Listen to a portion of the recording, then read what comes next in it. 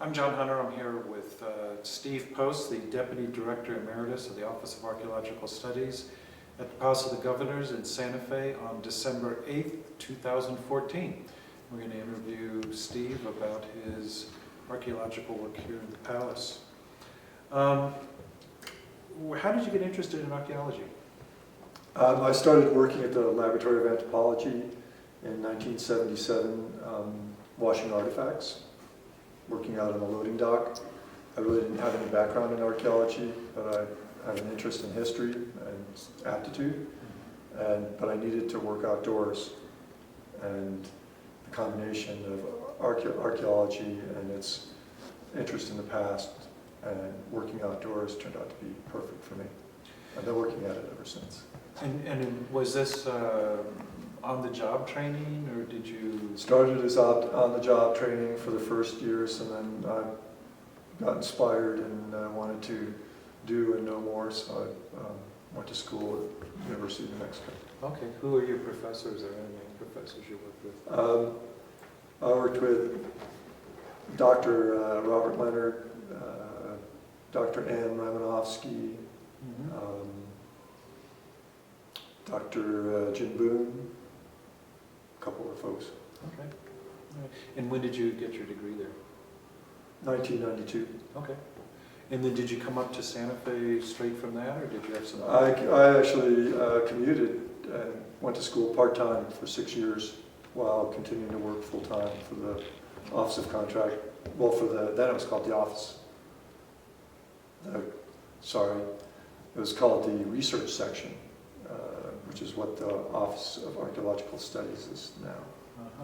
Okay. And were you always interested in Spanish colonial archaeology, or were you interested in pre-contact archaeology? Actually, my archaeological background spans 11,000 years of New Mexico's past. I've worked on Paleo-Indian sites and on 1940s Navajo Hogan outfits and settlements, and then everything in between, including Spanish colonial archaeology, and more recently kind of a focus on the archaeology in and of Santa Fe. So when did you start working at the palace? Well, I was thinking about that today, and my first work at the palace was in 1978, I believe, and I was called over to the palace along with another worker at the lab named Peter Talley, who's the son of Rosemary Talley, who was a long-time Laboratory of Anthropology and Site Survey Room staff member. And we were called over to work in the courtyard of the Palace of the Governors because there was renovation being done to the entrance to the palace on Palace Avenue in room 9 and 9A. That work had been directed by Donna Seifert, and they didn't know what to do with the back dirt, but they didn't want to just haul it away, so they piled the back dirt in the courtyard, and Peter and I screened it for a couple of weeks, probably, just recovering the artifacts from that, from the pile. No provenience reel, no, really just kind of bulk collections, and that was my first time working at the palace. That must have been fun in a way. Hard work, but also... Well, it was wintertime, but yeah, it was a good introduction to a wide range of materials, because we were finding doughboy pins or buttons from World War II. We found peyote buttons, which is unheard of. I don't know anyone else who's found peyote buttons at the Palace of the Governors before or since. And then, of course, I was introduced kind of superficially to the full range of Native American pottery and Euro-American ceramics and materials that make up a big part of archaeological and material culture here at the Palace. So after that initial work at the entrance, at the palace entrance, what other rooms have you worked in? Well, actually, I have not worked inside of the Palace of the Governors. I have worked around on the palace grounds and the Presidio grounds. In 1981, I worked on the excavation for the then Museum of Fine Art addition, the West Outdoor Sculpture Gallery with Dave Snow and Stewart Peckham. That was really my introduction to the subsurface archaeology of sort of the Palace of the Governors and its grounds. We were working inside of the master's quarters and offices on the west side of those buildings. And then really my first major work on the what I would call the palace grounds, not including the property to the west, was for the History Library addition, which at the time was intended to be a conservation lab as well as additional space for the library. It occupied the space between the First Interstate building on the north and the northern limit of what was formerly the Santa Fe Public Library, which is now, of course, the Frey and Helico Chavez Library and Archive. And we worked for about 6 weeks in September and October of 1995. So then after, I'm just trying to get the chronology of how you kind of worked around the palace and the Presidio. So after that place, which is now the alley, I think, where I park my car. Yes. So then where did you work?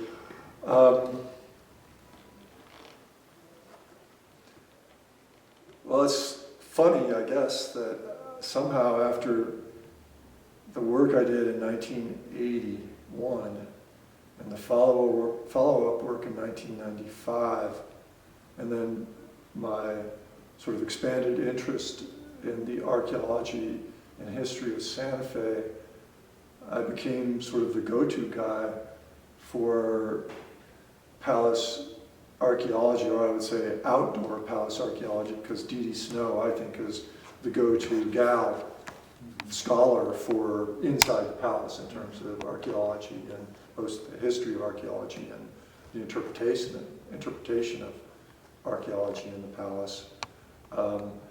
And kind of through that reputation, whether I'll never know if it was well-deserved or not, self-evaluation years over time, I was offered the opportunity to direct the excavations for the New Mexico History Museum work in 2001. Was when we started seriously planning for it, and then even more detailed discussions and the writing of a research design for the excavation in spring of 2002.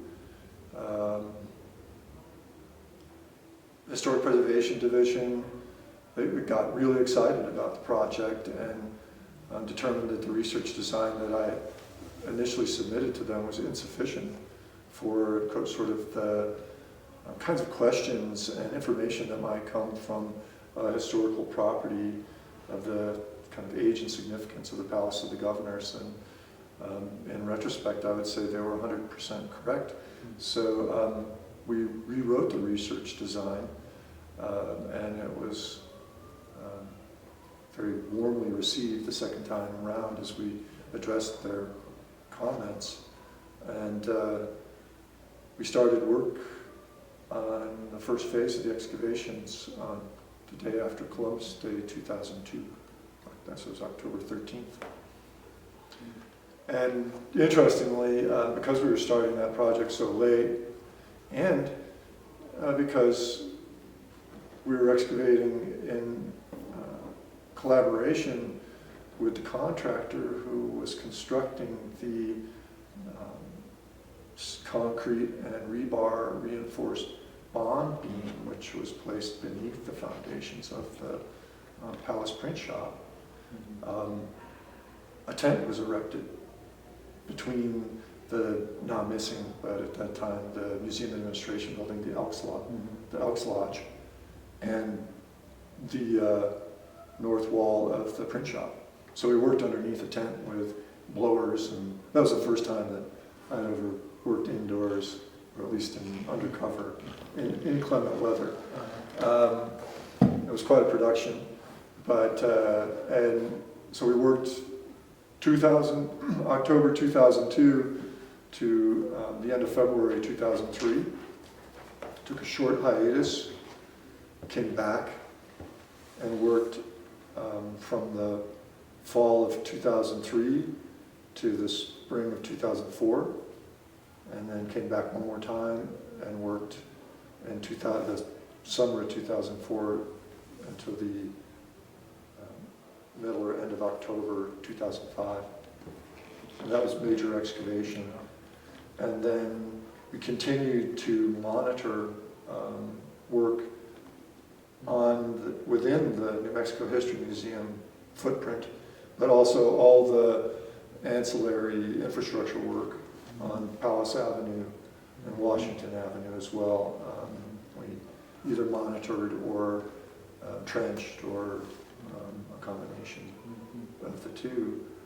So we added to the patchwork kind of geography of the Palace of the Governors and its grounds up until certainly 2008, I think. Just to get an idea of the scale of this, what was the budget for the excavation? How many people were working with you? We had a budget of $1 million. Seems like a lot of money, but if you read the exhibit over there, there was a potential for recovering 17 million artifacts, of which we recovered 800,000 artifacts and samples. And the sample area that we investigated measured up to about, I think I calculated 6% of the total space that the museum covers. So we took a really small sample. So really small sample and 800,000. 800,000 artifacts, and I digress, but I had a conversation with then Museum of New Mexico Director Tom Wilson before we started the project, and we were just talking off the cuff, and I said, you know, Tom, I bet there could be 1 million artifacts back there. And he says, oh yeah, well, boy, wouldn't that be amazing? And with this estimate that projection I came up with 17 million, you know, we were completely blind, and that estimate was lowball, if all things being equal. So $1 million budget. Over the course of 3 field seasons, I had crews that ranged in size from about 8 to 16 trained archaeologists or archaeological crew members. And then I also circulated probably close to 50 volunteers through the project. Some of them came and worked once and it wasn't to their liking. Others still volunteer for the Office of Archaeological Studies or the Archaeological Research Collections Unit of MIAC today, 13 years later, 12 years later. Typically when we budget for archaeological projects, we say, okay, we take the field cost and then we go with a multiple of maybe 1.2 or 1.3% of the total field expense to try and get an idea of how much it would cost to conduct analysis and report writing for the project. Unfortunately, the field work ran about $600,000, which meant there was only $400,000 left for analysis and write-up. So we were working at less than a 1%.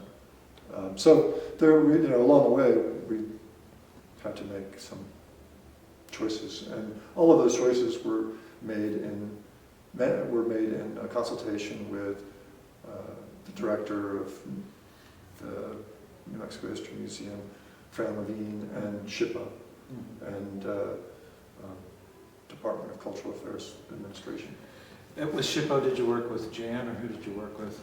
Or, I worked with Elizabeth Oster and Jan Biella and Michelle Ensi might have just started with SHPA at that time. So tell us, the 800,000, I mean, what was in that 800,000 pieces of artifact? Well, we had you have some expectations. We knew that there would be large frequencies or a large number of potsherds, Native American-made potsherds. I mean, based on these excavations in 1974 and 1975, as well as other work. We were expecting large quantities of butchered domesticated animal bone, which those two classes of material make up the majority of the artifacts, a majority. And then, at the Palace of the Governors, with 400 years of, 350 years of use, we were recovering materials that took us right up into the 1920s and 1930s. I'm going to have to take a break for a second. So, in essence, we covered all of the Spanish colonial use of the grounds north of the Palace of the Governors, all of the territorial period, and basically the founding of the Museum of New Mexico and some of the renovations of the palace. Kind of working our way back in time. We were finding early light bulb filaments in some of our deposits, along with kerosene lamp fragments, and then ceramic candle holders from the 17th and 18th century. So in a way we were documenting through materials. It's kind of the history of lighting at the Palace of the Governors. Just something you don't think about, as we sit today under these spotted and tracked lights. So there's continuities in some of what we were looking at. We were looking at through the large amount of domesticated animal bone. Naturally, we kind of tried to look at changes in diet and the changes in agricultural economy in New Mexico and around Santa Fe from the 1600s to the 1900s. And surprisingly, we didn't see a lot of change through time. That the folks who were living and consuming meat at the Palace of the Governors essentially were reliant on sheep and goat, as you would expect, certainly into the 1840s, 1850s, with cattle also well represented, so that here at the Palace of the Governors, we weren't seeing sort of a focus on sheep or goat to the exclusion or diminution of cattle that we see at some of the residential sites during the Spanish colonial period, for instance. Also, we hear about the vast flocks of sheep in New Mexico in the 1800s with changes in how economies were organized. How about fowl? Well, during the Spanish colonial period, we found very little evidence of use of or consumption of chicken or turkey or wildfowl, for instance. As we move up later into time, we found, for instance, a clutch of chicken eggs, crushed, of course. They would have been great if they were complete. That would have been an amazing feat of physics. Anyway, but crushed in place. And the chicken eggs were, and we actually found some fetal chickens too, some chicks, the remains. But what the chicken eggs were related to was changing uses of the buildings that were behind the Palace of the Governors at the time of the arrival or the transition from the the U.S. Army of the West, the arrival of the Americans, and the end of Armijo's Mexican government. Basically, the Americans took over those buildings. They lived in them for a short time, and then remodeled them as storage spaces and facility spaces, basically. And so I think that the chicken eggs were part of a history of use that included those buildings used 4 times chicken coops, for instance. That would be one interpretation, for instance. What's the most significant artifact that you found that you went, oh wow? That's always I get that. I think I've had that question about 1,000 times in my career about which artifact. And I find artifacts are interesting in and of themselves, but I'm more of a context person. By way of, but I'm going to answer your question. I'm just saying, I think that like archaeological features filled with the stuff that people left behind, that's where I start to get excited. In terms of individual artifacts, I think that one of the most striking finds that we had was, it was in the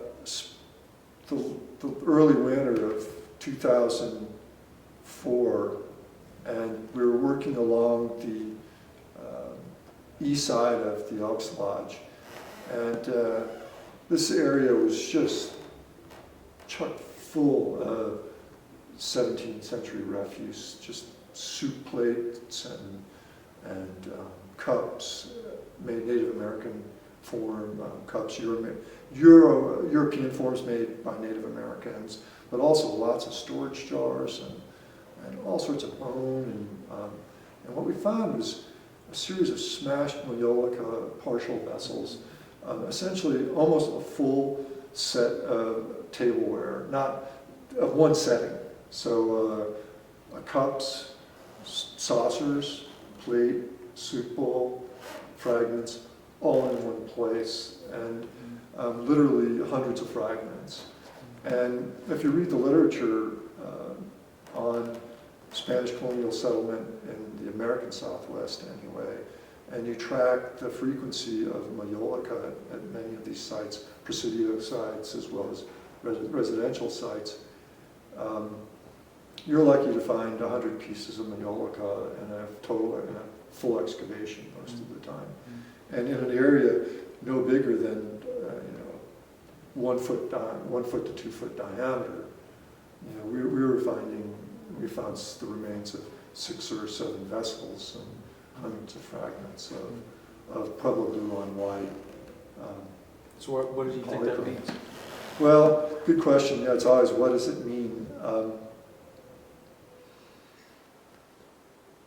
I kind of go with Didi's. I follow some of Didi's interpretations of what she was finding inside the palace, and how at palace from the time that would either relate to the Pueblo revolt occupation of the Palace of the Governors, or the early return of the Spanish to the Palace of the Governors following the Pueblo revolt.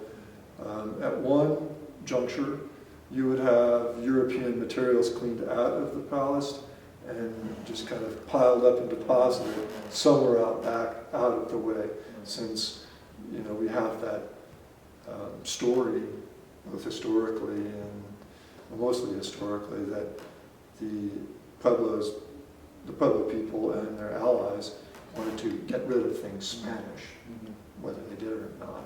In all cases, it was always up to debate.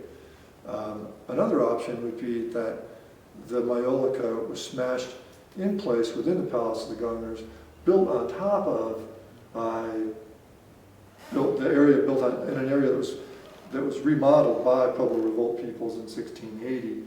And then when de Vargas and the new colonists, or re-colonists, arrived in 1693, and then maybe in that interval, 1693 to 1703, 1704, the palace was cleaned up, and those materials which couldn't be recovered or weren't useful, such as really heavily smashed Maiolica, was tossed again out back with other refuse of the day. So take us through a normal day of any time period that you want to pick. the 400 years of the palace. And what was it like to live here?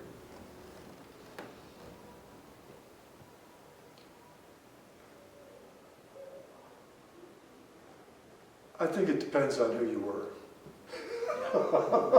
Right. First of all.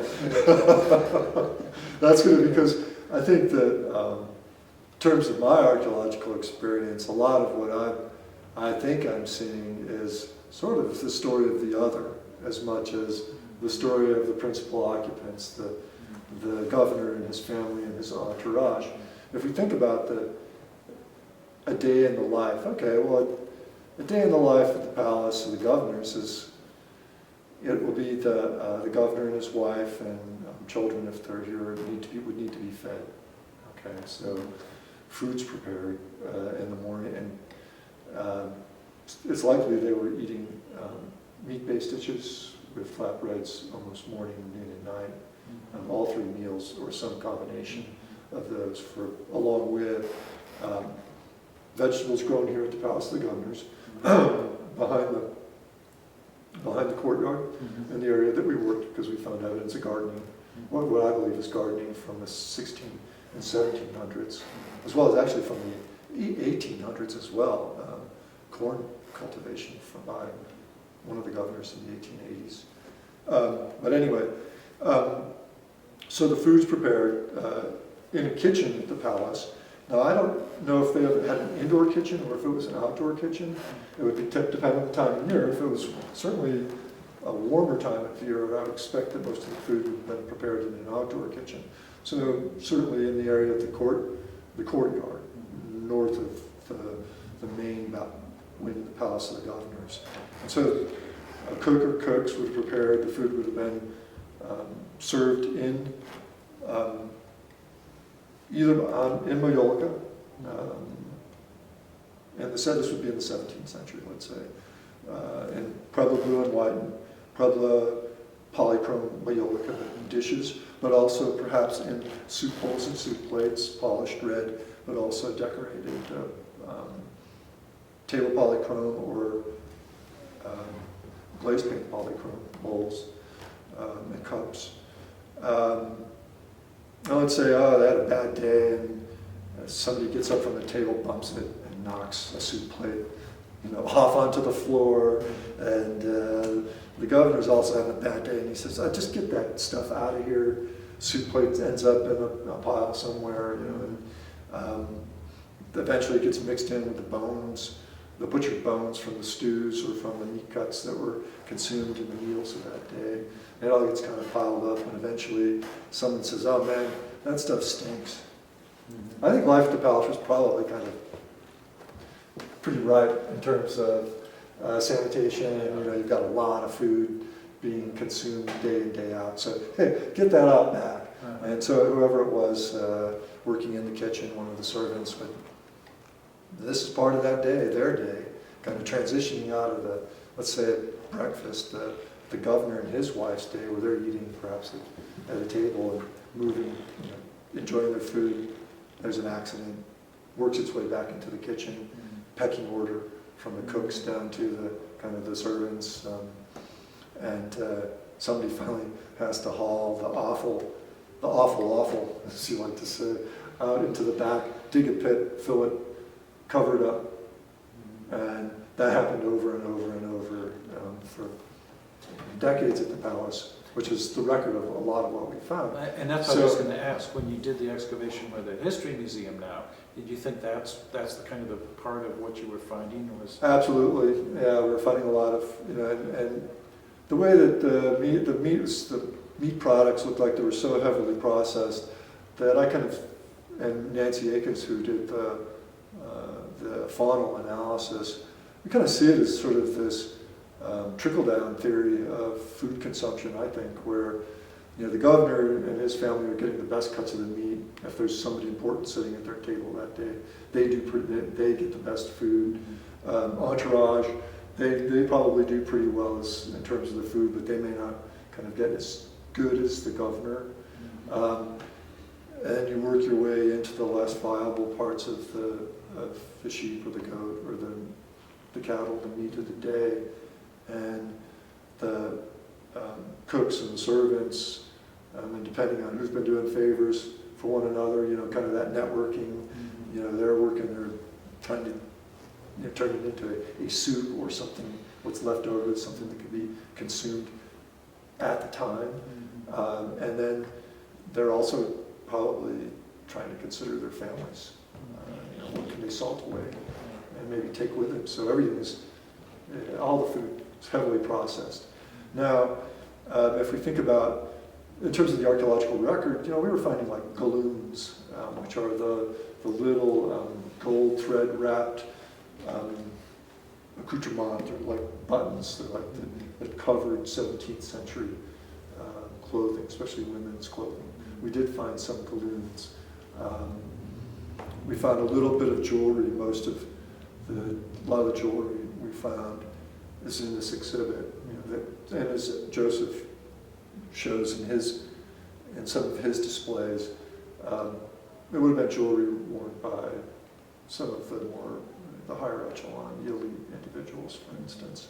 But we find so little bit of the clothing that the people wore, or the evidence of the clothing, or manufacture of clothing, or clothing being maintained, that you think they walked around naked. If you were not, if we didn't know about it, in terms of the archaeological evidence, if we were to kind of just rebuild, going on the evidence we had, and we didn't have other parts of the record, and then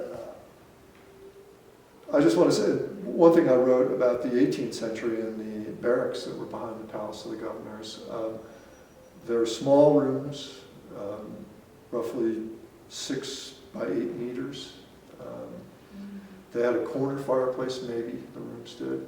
They had packed dirt floors. Probably had very, minimal windows, little or no ventilation. I think they would have been very cold and very rugged and difficult to live in the wintertime especially. And I think the evidence within the rooms that we found goes right along with the historical evidence that says that the Presidio soldiers, they were at the bottom of the social economic scale if they had not reached out or networked into the greater community through marriage or had not come out of that community, for instance. They were really living at the bottom of the scale, and it showed in the accommodations that they had. And those were accommodations just to the north of the palace, yes, and then in the Presidio area. Yeah, they're right behind now the print shop. So within our excavations, we found the remains of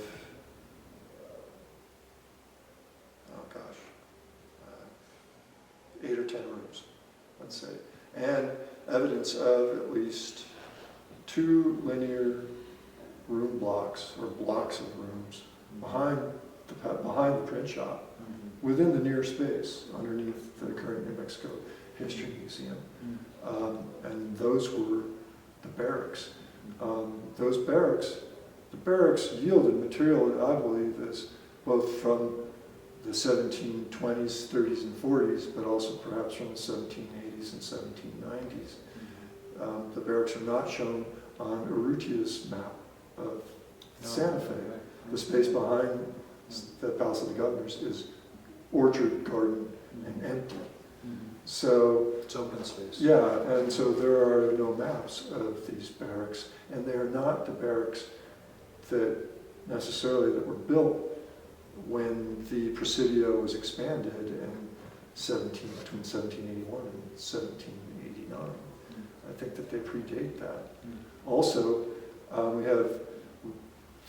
had foundations underneath the print shop that were likely a meter wide, suggesting a 2-story building from the 18th century. The documents that we have are from 1716, one of the residencias, I believe, talks about a 2-story building on the south side of the Palace of the Governors that held a mill, a dovecote, and stables, as well as accommodations for the governor's guard, whatever that is. So I think we have those found. We have the evidence of that two-story building from that earlier 18th century period. That's why I would always be careful about saying that, oh, the Presidio foundations that we see archaeologically are from that 1789, 1791 construction, and all the negotiations that preceded the construction of that building. And our estimation, my estimation, from the work that we completed for the New Mexico History Museum, and tying together all the work that I know of that's on record in Lincoln Avenue to the east, and Lincoln Avenue to the west, Washington Avenue to the east, where foundations were located during utility trenching. I could tie those foundations up to our work in 2002, 2005, and these would have been foundations that were noted by Bruce Ellis when he was at the Palace of the Governors, Stu Peckham when he was working in the Laboratory of Anthropology, and then others who were kind of kept track of the bits and pieces that would show up as different projects were carried out in and around the palace. What I believe we have is somewhere close to 10,000 square feet of buildings that had not previously been documented, and is only known in a few short sentences from the 1830s, I think, or 1820s, where it's mentioned that, and there were barracks and ovens behind the Palace of the Governors, which I assume is referring to kind of that open space that the Presidio wall enclosed after 1791. So anyway. So do you think the Presidio extends north to the federal courthouse? Oh, I'm sure it did. Yeah. But walls, maybe. There's, of course, the map in Mark Simmons' book on Spanish colonial New Mexico, Spanish colonial government in New Mexico. Yeah. And it shows a map of the Spanish, it displays a map of the Spanish Presidio. And archaeologically, we haven't seen evidence of a Presidio that's as built out as that map suggests it might have been, or could have been, or ideally would have been. And then we read historically, we read in the documents about how the Presidio wall was a nightmare to maintain, and that it was always falling down. So it's made out of wood or something? No, it was adobe. It was adobe, right? Yeah, even worse than wood. Knock on adobe. If you maintain adobe, it lasts a long time. If you don't maintain it, it falls apart after a couple big rains. And we know from the Spanish documents that the Palace of the Governors was in constant disrepair. And it was one governor or another's great pleasure to report that he had repaired the Palace of the Governors at great cost to himself, and has made it a better place to live. And he, obviously hoping that the governor, who's kind of taking his residency, the incoming governor, will continue to look kindly on his on the previous administration, for instance. So, yeah, in archaeology, I think in life the palace was very active. I think that governors came and went, but my theory is that those who we don't really read about or hear about, the cooks, the servants, the laborers who kept the palace up and really kept it running, they all stayed. They stayed. So the greatest longevity, even maybe because work was difficult to find in New Mexico for centuries. It's not an easy. I don't think it was ever an easy place to live for anybody, even for the governors. But I think that if you had a position at the Palace of the Governors, that was work you would try to hold on to and maybe try to pass on to your children, and not just Spanish, the individuals of Spanish or Spanish descent, but also Pueblo people, even though, you know, we like to think of sort of the relationship between the Spanish and their Pueblo subjects as being sort of unbalanced and perhaps in some ways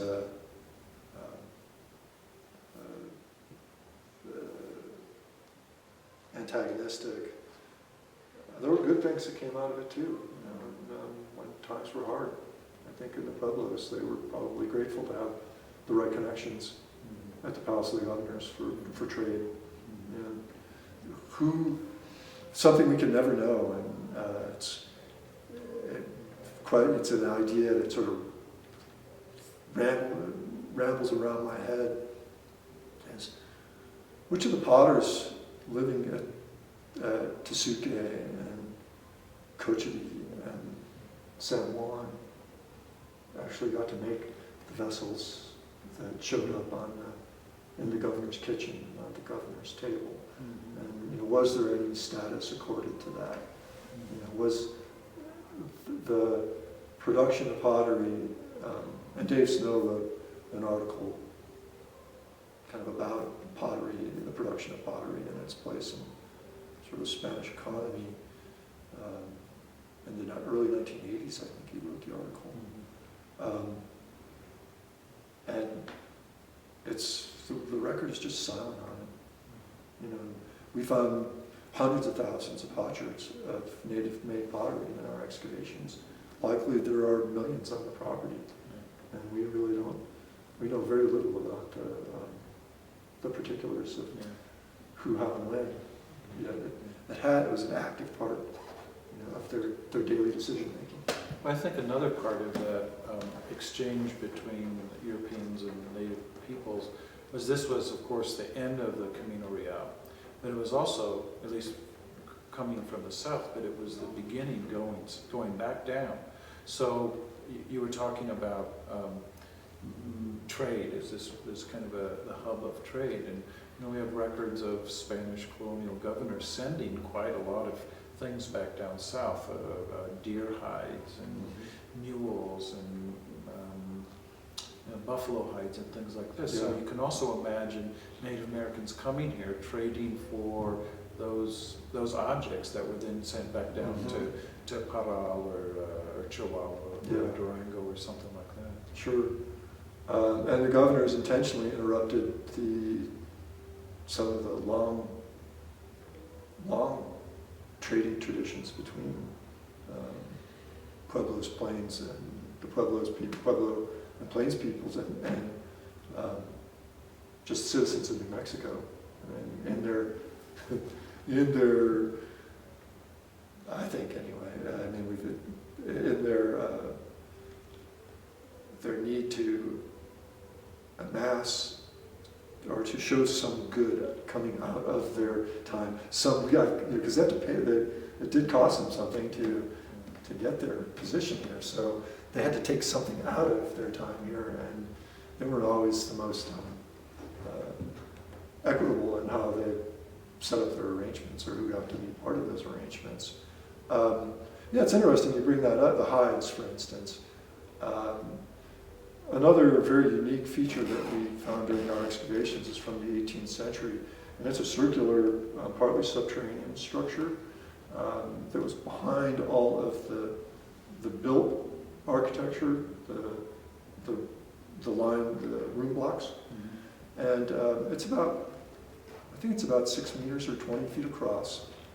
Has shallow walls dug into the native soil. It was filled with refuse. But in it we found a central fire pit and then piles of ash, kind of processed ash, molten, like 4 or 5 piles in discrete locations within this structure. We also found articulated goat bone, a lot of sheep, goat, and some cattle horn cores. And we found a blade, an iron blade lying on the floor of it as well. Kind of the combined evidence suggested to us that we were looking at a carniceria, or an abattoir, for the palace of the governors. So butchering, and of course a lot of butchering is an activity you would probably want to have as far away from your living place as you can. But then, but the ash was used as a substitute for lye in the production of tallow, but it also could have been used in tanning. So one of the things we hear nothing about is the production of candles, or the production of soaps, the production of tallow at the palace of the governors. Instead, it's a received good. It's something that those are goods that were imported to Mexico more often than not. But it seems like they would have been producing it here. Well, we may even have archaeological evidence of it in that feature from the 18th century. On the other hand, I could see where the hides that you mentioned, it would be better to have them already tanned because the Plains and Pueblo tanners were better than the Spanish tanners. I think that their process was, as I've read, produced a finer grade hide, a softer hide. But also tanning is really toxic and noxious. For instance, one of the few tanneries that we have written record for was located along the river about where the Tedeschi house is, just along west of Argus Street, just downriver from the chapel, the Church of San Miguel. So yeah, through our excavations, we did get some just snippets of some of these industries that had to have taken place at the palace, at least on a small scale, if not all the time, perhaps periodically, depending on the whims of the different governors. Another former myth, I think it's pretty well known that, pretty well believed, and we should know, I think, that, for instance, in the 17th century, there were a lot of individuals involved in mining in New Mexico. Maybe not at certainly not at the scale you see in Mesoamerica or in northern Mexico, and it was not, they couldn't make a living off of it, probably as it turned out. But we found evidence of some metallurgical work behind the Palace of the Governors from the 17th century, where we had lead slag and real small pieces of like lead shavings associated with a shallow burned pit, oxidized pit, up along against the north wall of the print shop, against a foundation that is 17th century. Because beneath the print shop, we had the foundation that was renovated by Nussbaum in 1913. That's the 1866, 1868 foundation from the military construction and renovation of the buildings that are now the print shop. And below that foundation, we have a foundation from the 18th century that marks the outline of the barracks and storehouses. And then at the east end of our excavation, we had a short segment of yet a third foundation that was embedded in 17th century material. And the metallurgy feature is up against that 17th century feature. But small scale evidence, but undeniable, in whether they're melting lead or what kind of ore they were working with. That they were working with. So this was an industrial complex as well, though, in a way. I mean, there was maybe a butcher place here. There was maybe they're just doing a lot of experiments of how they could make some money out of New Mexico. Yeah, and also they might have, on hard times when they were having trouble getting materials from Mexico, they were replacing depleted stores with what they knew how to make. It's just, we don't see it in the record. Oh yeah, at the Palace of the Governors. It was a fully functioning, but highly compartmentalized rancho or estancia, I think. It was like having an estancia in downtown Santa Fe. The governor and his staff, they could not divorce themselves from the daily activities that were required to maintain their sustenance. You know, the governor, sure, he might turn his cheek to it, but he had to pay attention to, otherwise, you know, he wasn't going to make it here. And we, from one of our pit features, we recovered a large quantity of charred pinon, bulgur, and corn remains that would indicate that a lot of grain and nuts and other plant foods were regularly being processed here at the Palace of the Governors, and that foods weren't coming in processed form. The feature was remarkable in the variety and the abundance of plant remains. I've never seen anything like it in another archaeological context. However, it's analogous to the finds that Dee Dee made in her storage pits or waste pits underneath the floor of room 7, I think that's room 7. Now, when you say storage pits, these are Native American storage pits, or these are Spanish colonial storage pits? Good questions. The ones in here are the ones that are in the palace were likely Native American storage pits that may have been used to dispose of post-revolt refuse. In back of the Palace of the Governors, we didn't have storage pits. We had more waste pits and processing pits. And those would have been used by everybody who worked to maintain the palace, the standard of living at the Palace of the Governors. I just want to get in one other thing that comes out of the documents, as I mentioned, I think it's from the 1820s, where hornos or ovens are mentioned in back of the Palace of the Governors, and that there should be kitchens behind the Palace of the Governors. So we kind of went into our excavation with the idea that, well, you know, we should be finding some hornos. And I'll tell you what, we didn't find anything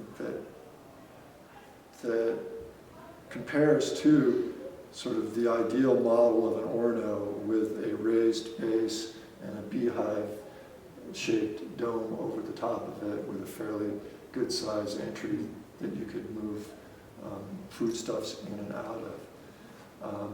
What we found, though, and I do believe we did find an horno, however, I think it's from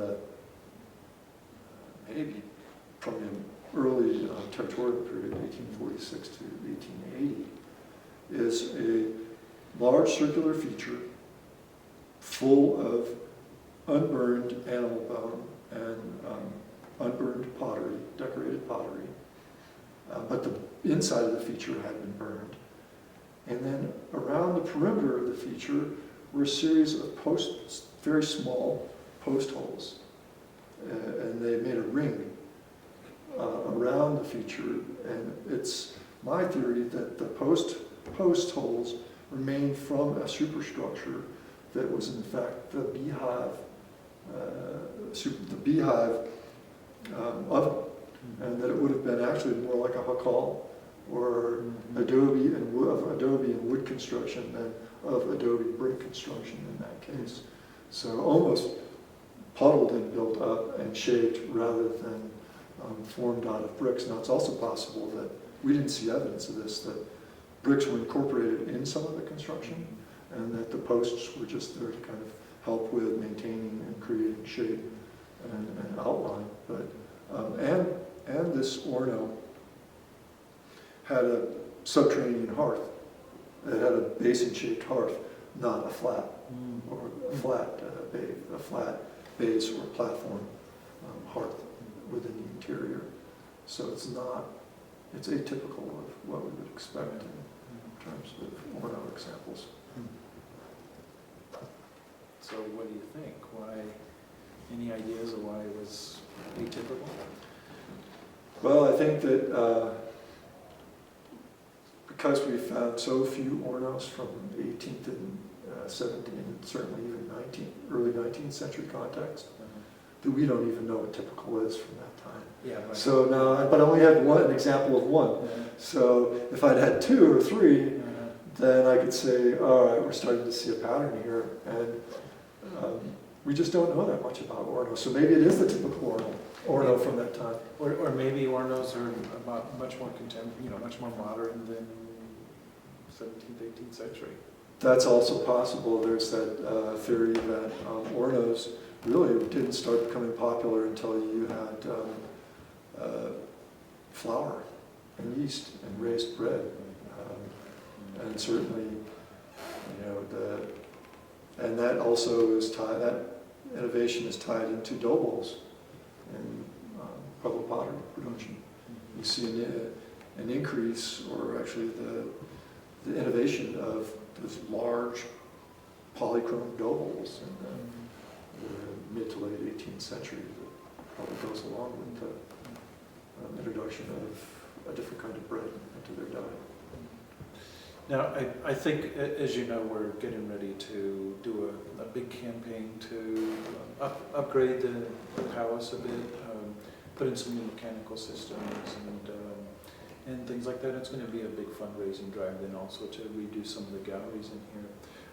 To help us make the argument that this is worthwhile for the time, effort, and money that we're going to need to invest into the palace. What could you say? Why is the palace a significant structure, and why should we preserve it?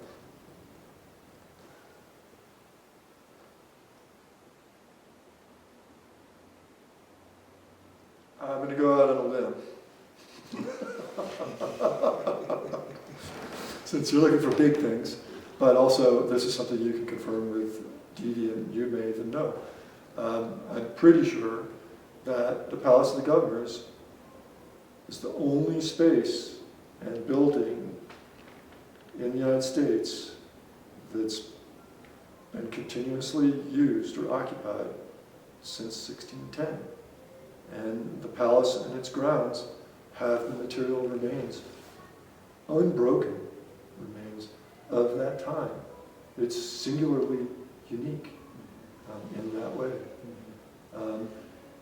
It's funny that where most of our American history is situated, you don't have that level, a place where you can say that. Whereas here in the Southwest, where American history tends to just, the history in the American Southwest used to be a footnote or a sideline in American history books. We actually have a place where the full stretch, almost the full stretch of American history is documented. And it has, it's rough. The palace has been in almost the same place, whether it was occupied by Spanish, Mexican, American, or Pueblo for all that time. Everybody, it's a central place for the people of the time, and is now a central place for modern people as we try to remain connected with our deep past, but also we really need to continue to break the pattern, bring the focus of history, American history, into the Southwest and into New Mexico, and continue to make it, strive to make it as important a part of American history as it is. And one of our primary paths for that, or avenues for that, is the archaeology of the Palace of the Governors. There's been a tremendous amount of archaeological work done in the palace, and in the historic structures report that was completed, when was that, in 06 or 07, 2006 or 2007, one of the chapters is the archaeology, sort of a review of the physical aspects of the archaeology of the palace. And from that document, as well as from our own, from current knowledge, held by Dee Dee, myself, and others, we can get a pretty good idea of what rooms, what spaces within the palace and on the palace grounds have potential to continue to address questions that we have about the past. The archaeological contribution to history of the palace in the Southwest is very much patchwork. But I also think that given the nature of our archival histories, that's patchwork too. And so they come together, they start, you can bring them together. It's not easy all the time. And in terms of our work, my work at the Palace of the Governors, it's difficult to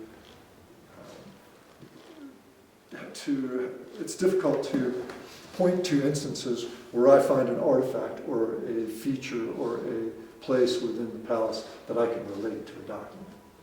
That's so rare. But on the other hand, the palace, it's hard to hold it up as an adobe palace. It's hard to hold it up as a bright and shining icon of American history. But it's more interesting in a way because it's grittier. It's more real. The palace it's a real place in that way. It's not, even with all the attempts to sort of somewhat aggrandize it in 1913, Hewitt and Nussbaum, they were still sensitive to the fact that there was a grittier aspect to New Mexico's past that's embodied in the architecture of the Palace of the Governors. Interesting. That's nice. Anything else you want to talk about?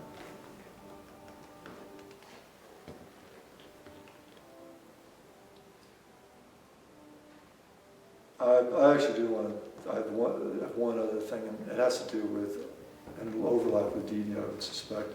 It has to do with the hatch in this room along the south wall that shows the Pueblo Revolt rooms. I always like to remind anyone who I bring to the palace on a tour that the Palace of the Governors is hallowed space. That's another important point. An archaeologist, Alicia Abbott, gave a talk at Historic Preservation Division on Friday about Santa Fe's lost cemeteries. And one of the cemeteries that she enumerated is the Palace of the Governors. Partly because we know that there are still buried Native Americans, or Native Americans interred in the Palace of the Governors from the Pueblo Revolt. And then during my work for the New Mexico History Museum, we encountered the remains of 6 individuals, all Native American, buried in unconsecrated graves in what likely was a garden/informal cemetery in the 18th century. So it's hallowed for that reason, but it's also hallowed because it is the only place in Santa Fe, and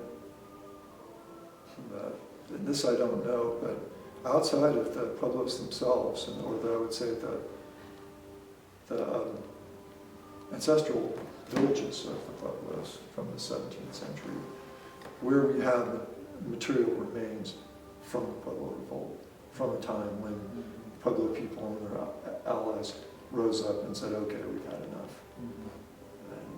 And they forcibly moved the Spanish out of their territory. That's an important event in American history. And typically, unless we have a place to hang those events on, in the way that people perceive history and connect to history, there's almost no impact. And the humble rooms that are represented by the foundations and low walls within that hatchway are that place where, In this very room. in this very room, Yeah. in the Palace of the Governors, Yeah, right. there's no place like it. I also like the puddled wall feature in the next room as well. That's up for debate still, I think. Is it? No, I thought that was a Pueblo Revolt era wall. It's been called the Pueblo Revolt era wall, and oh, that is unsubstantiated. So then how can you say that that's unsubstantiated, but this... Well, this we have the Pueblo hearths and the material, and it superimposes the Spanish colonial Okay. floor underneath it. Okay. And it also, Didi had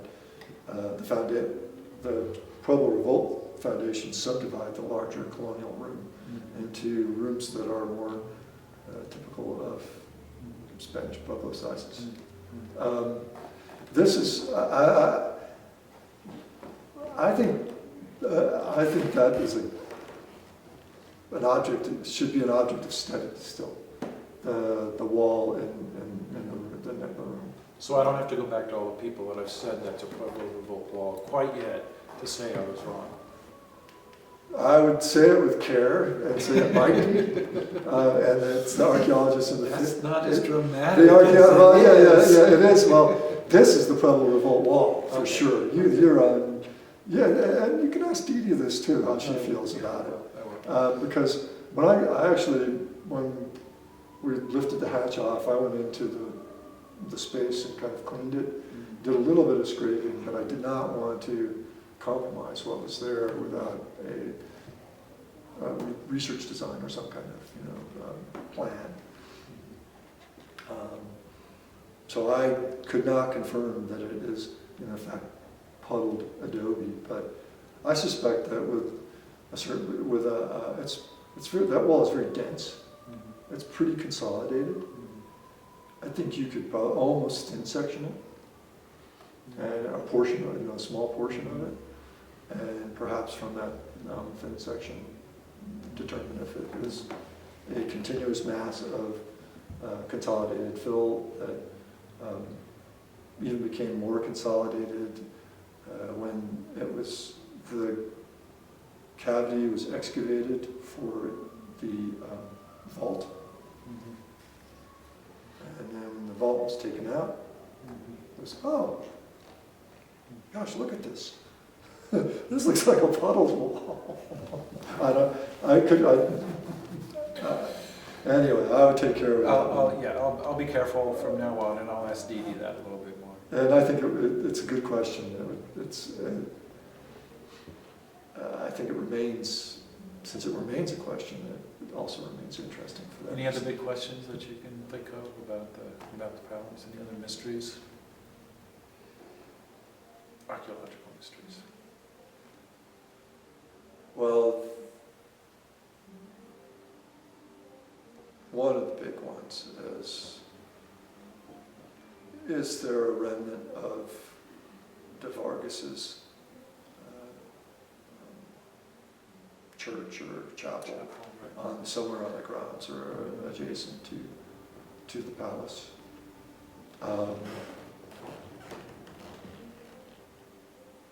Another big question I have the question is through careful excavation, can we find more evidence of the Pueblo Revolt structure within the Palace of the Governors?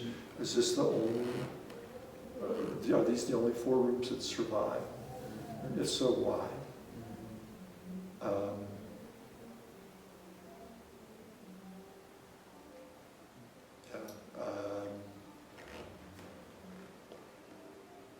Where are those maps and plans of the Palace of the Governors in Santa Fe? Why do we only have one map from 1766?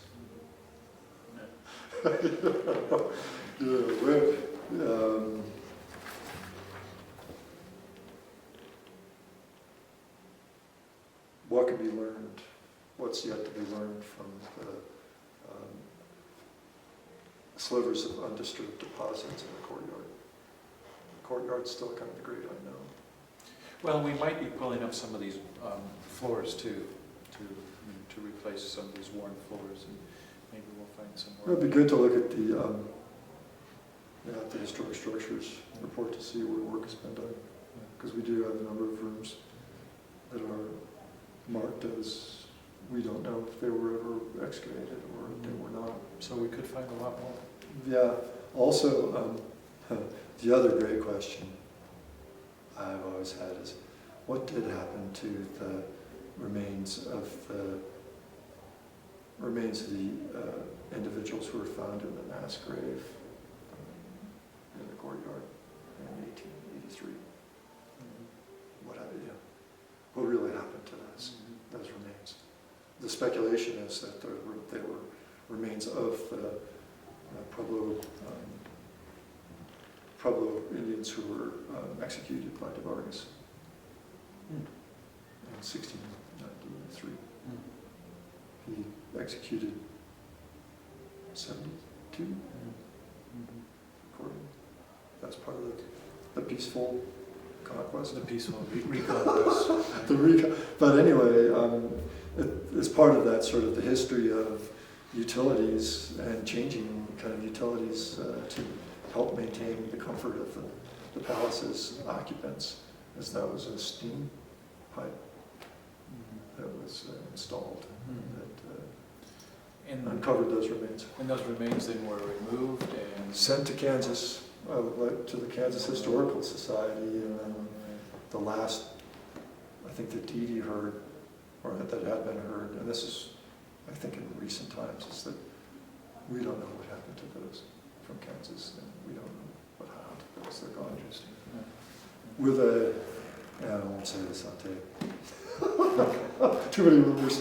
We don't don't need to get into the rumors, but you know that. And are there any left? Did they get all of the individuals, or are there some of the? Is there more of that mass grave left? It's presumably, I think it's outside of this room. Has there been any ground penetrating radar? We did resistivity and proton magnetometry inside the Palace of the Governors, inside the courtyard, at the same time that we did it in advance of the New Mexico History Museum excavations, but there was just too much noise.